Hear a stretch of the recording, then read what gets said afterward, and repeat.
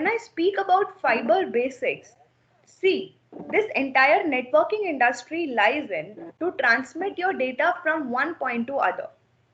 If it is fiber, your data is in the form of light pulses that will transmit on the media, which is glass.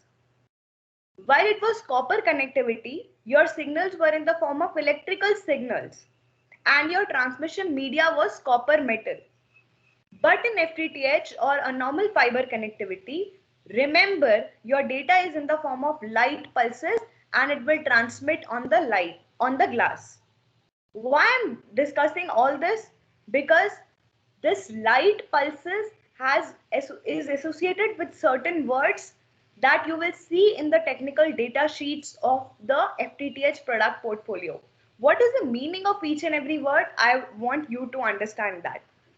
In market, when we talk about fiber cable, there are two kinds of fiber cable which are available.